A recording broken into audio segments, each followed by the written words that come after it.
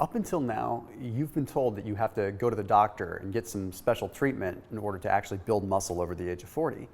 I'm here to tell you that if you understand your body and you understand timing and you understand cellular rejuvenation properly, you don't have to do that. You can build muscle just by knowing timing and knowing the specific kinds of workouts, even if you're over 40, okay? Even if you're over 50, 60, 70.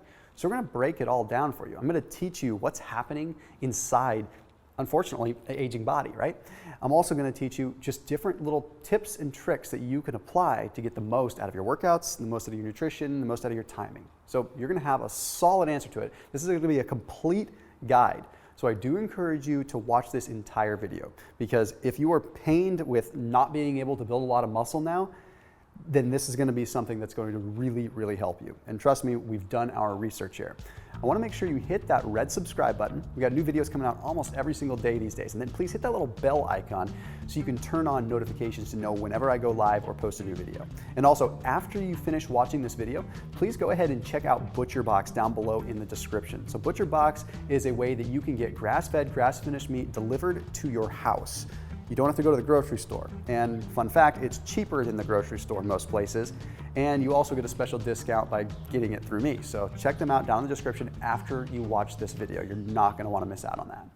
Okay, let's start with a little bit of education, because what I wanna do in this video is I'm gonna tell you how much more protein you should be eating, how much more you should be exercising, how you should time things, but it all involves a little bit of education. With education comes adherence. So let's go ahead and break it down. First thing I wanna talk about is the protein requirement thing. Okay. There's a lot of just different information out there with how much protein you really need to build muscle anyway. The general consensus out there based on a lot of research says between 0.8 grams of protein per kilogram of body weight and 1 gram of protein per kilogram of body weight. I still think that's a little bit low, but that's the general consensus. Now, when we factor in that as you get older, you have a harder time utilizing protein, we do need to figure you have to consume more. You see, as someone ages, you start having about a 3% loss of muscle per year. After age 40, when muscle peaks, you start slowly declining 3% per year, which means you actually need to be in a bigger surplus of protein to make it happen. So there are some studies that back this up, and I'll explain them in a second. But essentially what's happening is as you get older, you have an imbalance of signaling.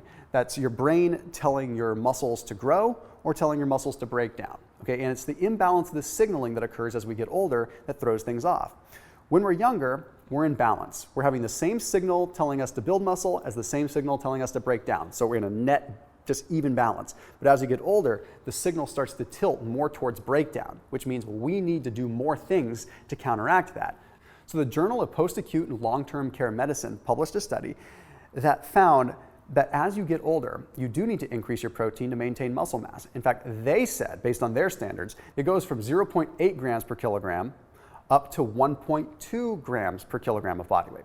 Now that's based on that scale. So if we take that into consideration, we're basically looking at like a 30% increase in protein. So whatever you're eating now, before the age of 40 or 50, you should increase 30%. Just in your overall protein intake. Most people think that as you get older, you shouldn't be consuming as much protein because it's hard on your kidneys and this and that. That's nonsense. It doesn't matter. Okay. The biggest driver for your health as you get older is your muscle mass, whether you're trying to get big and bodybuilder-like or you're just trying to have just good, healthy amounts of muscle. So 30% increase. Plus, you're going to have more of a thermic effect. As you get older and you have that 3% loss each year of muscle, you're losing close to 3% of your overall metabolism too, because our muscle is our biggest driver of our resting metabolic rate. So more protein, you're getting a thermic effect where it actually burns heat just to digest the protein, which means you're gonna burn fat in the process too. So increase your protein 30%. So now we need to talk about some of the contributors here. Why are you potentially losing muscle? And even if you don't realize you are, you probably are. Why is this happening? Because if we understand the why, there are some very important things that we can do to combat it. You see, the big things I want to talk about, we have a decrease in stem cell production and a decrease in mitochondrial function. So we have almost mitochondrial dysfunction, where our mitochondria, which is actually what takes energy and harnesses it, begins to dysfunction. It doesn't operate as properly. That's why people will get older, they tend to get a little bit weaker. You're not as strong, and consequently, you start losing muscle. Now, the stem cells are very important. We're going to dive into that in a minute. There's some specific things you can do, but we also have to understand how muscles grow, okay? So when we have a muscle fiber, it grows via satellite cells. These satellite cells, basically, they're on the outside of our muscle.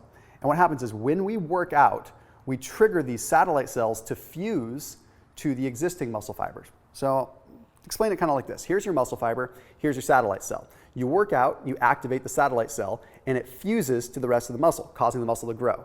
And then it continues on and on and on. You have satellite cells that appear, they fuse, make the muscle bigger. Satellite cells appear, and they fuse. Here's the thing. Satellite cells and muscle cells are unique. They don't divide. Okay? We don't create new muscle cells through division. Okay? They require stem cells to produce new muscle cells. As we get older, it is well known that we have a decline in stem cells. That's why as you get older and you have an injury, sometimes you have to get stem cell treatment, right? Because we don't have the same ones that we did when we were babies. So what that means is it's significantly harder to actually build muscle because we have less of the actual satellite cells that can fuse to the muscle to make it bigger. That's a big problem, right? So we have to find some ways to combat that and increase stem cells. Now, this isn't a video all about fasting, but I will say there was a study that was published out of USC, University of Southern California, that found that fasting does increase stem cells. So we could, in theory, do some periods of fasting and increase the amount of stem cells, which could help us build muscle, as long as we're not in too much of a calorie deficit. So just to give you some context here, when we're younger, about 8% of our muscle cells end up being made up of these satellite cells. As we get older, it goes down to 0.8% by age 70. Okay, so you went from 8% that can allow you to grow down to 0.8% that could allow you to build muscle. So there is a mechanical reason why you're not building muscle. Again, most people think that it's just hormone related. They think if they get more testosterone or this and that, it's going to magically make them build muscle. No. That's such a small piece of it. And we'll talk more about that because it's all about timing. It's all about the hormetic response, which again we'll talk more about too. So the point is even if you're eating enough protein, you're not going to have the systems in place to utilize that protein. So step one that I talked about by increasing your protein is great, but if you don't have the stem cells, where's that protein going to go? It doesn't have the satellite cells to actually fuse anything together. The protein doesn't actually get to go to the muscle. It's not just that magical.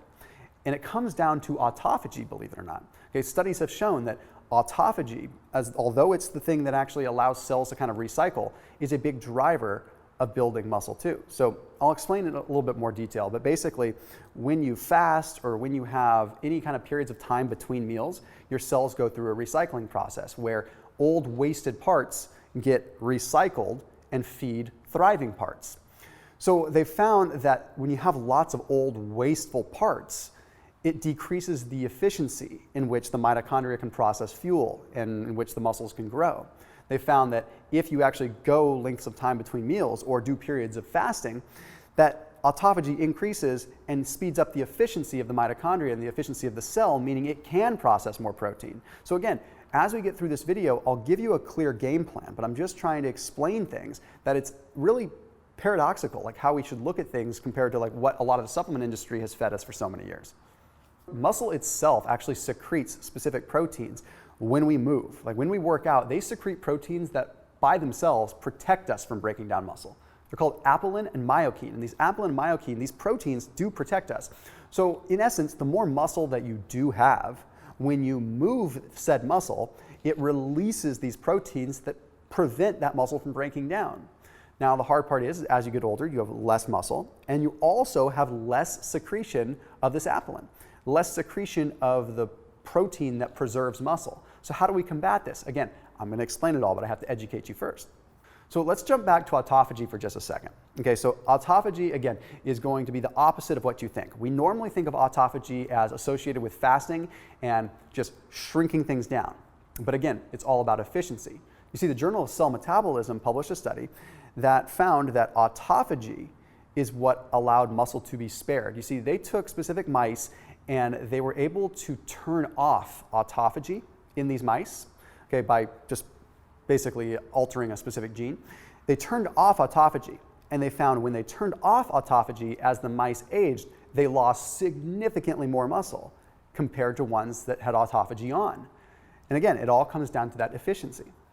So, okay, now that we have autophagy in place and we know that maybe fasting is going to be good for helping the muscles potentially be preserved, we have to look at the whole satellite cell thing. Okay, so then the fasting plays a role when it comes down to producing more stem cells, But then we have to look at how exercise comes into play with creating more satellite cells too, but also increasing the apelin. So exercise itself creates more satellite cells, okay, whether you're young or old. That's the whole point, right? So if I go to the gym right now and I lift a bunch of weights, my body's going to produce satellite cells. Then the protein is going to flood to those satellite cells and fuse into the muscle, making the muscle bigger, right? So exercise alone creates satellite cells. But if you exercise in somewhat of a fasted state, then especially the older person is going to be able to produce more in the way of those satellite cells. And then when you do eat, it's going to be more efficient in actually creating muscle. So studies have shown that through more consistent exercise and slightly higher volume, there's more circulating apelin in older populations. So what I'm saying here in very simple terms is that if you are over the age of 40 or 50, it sounds crazy, but you need to increase your volume of working out. It's the opposite of what you think. People think, oh, I'm getting older, I should probably taper off my workouts. No, quite frankly, you should actually work out a little bit more because you need to be secreting that apelin. You have more to compensate for. Okay, it's all about preserving your body. And I think that you should really factor in how you work out and maybe not put your body under tons of stress, but you need to be moving more. So you might want to tone the intensity down, but actually be in the gym a little bit longer. Yeah, it's crazy, but it just might work. So now we have to break this down with when should you train? Should you train in the morning? Should you train in the evening? Should you train fasted? What should it be? Well, there's a study that was published in the journal PLOS1, okay? And this study took a look at people that worked out in the morning and worked out in the evening. They found that people that worked out in the morning had significantly higher levels of norepinephrine. They also had higher levels of cortisol and higher levels of testosterone. So that tells us at first that we think we should work out in the morning, okay? I'm all for working out in the morning, but here's what we have to remember. A lot of people say that working out in the morning is better because testosterone levels are higher. Well, I have another study that I have to reference that proves that that isn't necessarily the point.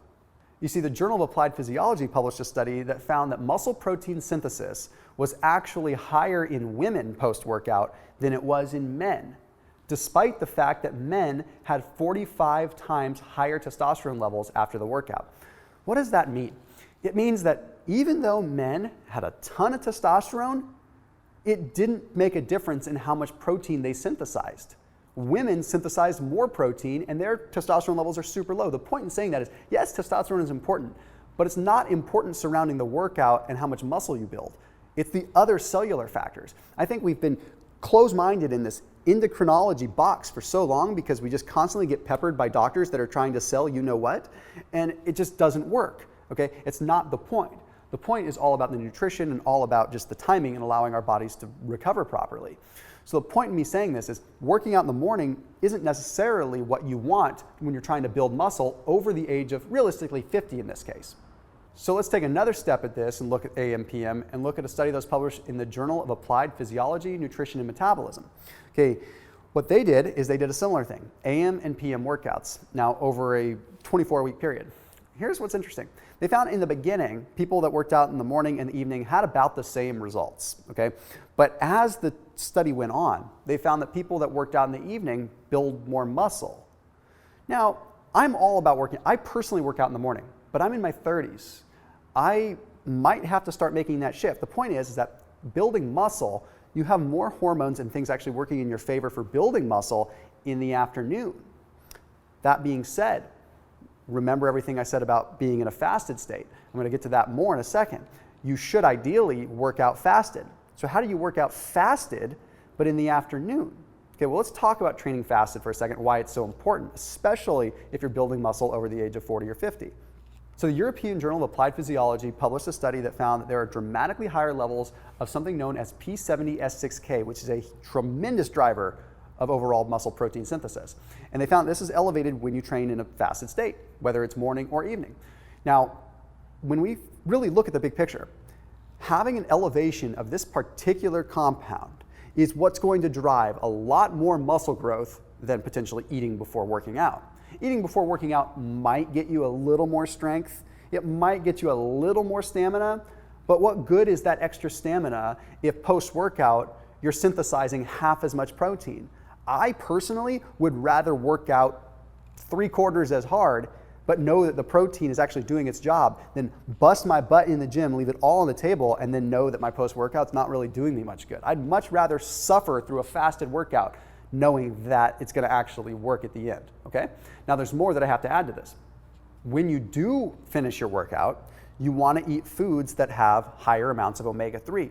People that are over 40 or 50 would greatly benefit from eating fish, from eating shellfish, from eating shrimp, or from eating any kind of really high quality grass-fed, grass-finished meat that's going to be higher omega-3. Studies have now shown that especially in older populations, if you have higher amounts of docosahexaenoic acid and eicosapentaenoic, these high quality omega-3s in your bloodstream, you can have a 50% increase again in that same P70S6K. Tells us straight up, omega-3s increase protein synthesis. So what are we getting at with all of this? Let's just put all this together for 1 second. Fasting increases your stem cells, which allows more satellite cells to appear. Fasting increases autophagy, which makes it so your mitochondria can utilize the protein more, okay? Fasting makes it so not only you burn more fat during your workout, but you actually can make it so that when you do eat after your workout, you get more out of it.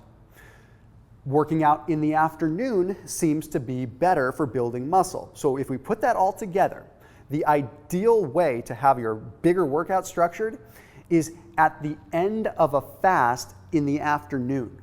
So what would that look like? It would look like doing some form of intermittent fasting where you eat your last meal at maybe 8 or 9 p.m., you fast overnight, fast through the morning, and then work out later in the afternoon, and then break your fast after your workout. Okay, because then you're getting all the benefits of this fast that has tremendous effects on your stem cells, which is so, I can't even overemphasize how important that is. Okay, you're getting all this benefit, then you work out, and then you get to break your fast when you're ultra sensitive with good amounts of high quality protein and good amounts of omega-3s that are going to allow protein to actually turn over properly and build muscle. It is absolutely a no-brainer when you look at the science. Now, I don't want you to fast every day. That's just the thing, okay? So I need you to do this protocol where you fast throughout the day and work out at the end of your fast. I need you to only do this 3 days per week on your biggest workout days, on the days when you want to hit the bigger muscle groups that are going to allow you to build more muscle. So if you do full body routines, that's great. It'd be a great time to do full body routines. And remember, you have to keep your volume up higher. So what I mean by volume is I encourage you to do 20% more volume than you do now. Okay, there's intensity is one thing, but I want volume. I want more overall amount of working out in that given period, okay? So you're gonna be in the gym a little bit longer, but you're only there 3 days per week, and you're doing it at the end of a fast where the effect is a lot more significant. Now, the other piece we have to look at is how you should be training. Your intensity should be high, but I don't want you lifting heavy anymore because the regenerative effects are just diminishing. You're not going to be able to restore joints as much, right? So time under tension becomes just a tremendous thing. So here's a way to look at something. When we lift a weight, how long is our muscle under load? Okay, so if I'm curling, okay, and I'm doing standard reps, that's 1 second, maybe 2 seconds I'm under load. Okay, so rather than counting reps, I want you to start counting how long your muscle is under tension. So that same, rather than doing 10 reps that are 1 second apiece, why don't I do 3 reps that are about 3 seconds apiece? 1, 2, 3. I'm doing less reps, less overall wear and tear on my joints with the same overall taxation on the muscle. Makes perfect sense, right? So that's why I'm a huge, huge fan of that. The other cool thing is that they've shown that time under tension has higher sarcoplasmic recruitment and higher satellite cell recruitment. So we end up actually getting more satellite cells when we train in a time under tension fashion. So okay, now we've got this whole system. Train in a fasted state. We want to work out in the time under tension protocol a little bit longer. What about breaking your fast? What about doing that? Okay, again, high amounts of protein, 30% more than you normally would. So remember, on a fasting day, you're not going to be able to consume a whole lot of protein because you're eating in a smaller window. But on your other days, you need to be consuming 30% more protein than you normally would. Consume lots of protein and lots of omega-3s. Now additionally, you want to be eating foods that induce autophagy. So fasting causes autophagy, but there's actually foods that induce it too. So even when you're not fasting, you can have a degree of autophagy going on. That's consuming lots of green tea, consuming lots of curcumin, consuming lots of ginger, and then another one out there called reishi mushroom. Okay, so there's like reishi mushroom coffees, all this stuff. Those are things, again, green tea, curcumin, reishi, and ginger. Add those to foods, cook with them, whatever. They will increase autophagy, help the mitochondria not be as dysfunctional. There's two more important things we have to talk about here. The other thing is causing what's called a leptin spike. Okay? So leptin is like a cheat meal thing. When you have cheat meals, when you have high amounts of calories coming in at once, you have an increase in leptin. Now, normally what leptin does is it communicates with the brain to rev up the metabolism. But there's another sort of side effect that occurs with leptin, and it's a really cool thing. It inhibits myostatin. Myostatin is what stops a muscle from ever being able to grow past its potential. And as we get older, we have more and more myostatin. So if we have spikes in leptin, it basically turns off the myostatin because it's like, whoa, we have a big influx of calories, let's put it to use. Again, this is where the fasting comes into play. Why? Because on the days you fast, your caloric baseline goes down, then you work out, then you have this big spike because you just ate. So you get a big leptin spike. Now, here's the cool thing. You don't have to be keto to make this work. If you are keto, because I know a lot of my fan base and my viewers are keto, but I know a lot of you watching this video might not be keto, you could do this with keto by just increasing your calories via protein, lots and lots of protein after you break your fast. Or if you're not keto, this is a perfect time to have your good, clean, medium to medium high glycemic carbohydrates. So it doesn't have to be a cheat meal, but you can have a big influx of carbs shortly after you break your fast because that's going to drive leptin really high. Okay? So whether you're keto or not keto, driving that leptin high, stopping that myostatin, and making it so the muscle has the ability to grow in conjunction with everything I've been talking about here. And one last thing that I cannot stress enough because it's everywhere now, is supplementing with vitamin D or at least eating just a ton of shellfish and good quality fish to get your vitamin D levels. Outside of all the other things we know about vitamin D, there's now some research that shows that it enhances basically how the actin can move over the myosin in our muscles. It makes it glide smoother. Our muscles move with like a sliding filament. So when we contract muscles, they slide over one another. As we get older, it gets grittier and the muscles don't glide over each other as well. Vitamin D seems to do some genetic changes, we don't even know fully why, that makes actin and myosin slide over each other easier, meaning you can get more smooth contractions and a tighter contractile force, therefore recruiting more satellite cells so that your fasting and all your stuff that you're doing after this video can actually do the work, right? So I know this was a lot, but the general point of this is 30% more protein, timing your fast how I suggested, and I know it's complex, and the other days, eat a lot more protein and add those autophagy boosting foods. So this will help you build muscle, and I'm sorry it was long-winded, but I had to explain it. As always, make sure you're keeping it locked in here on my channel, and I'll see you in the next video.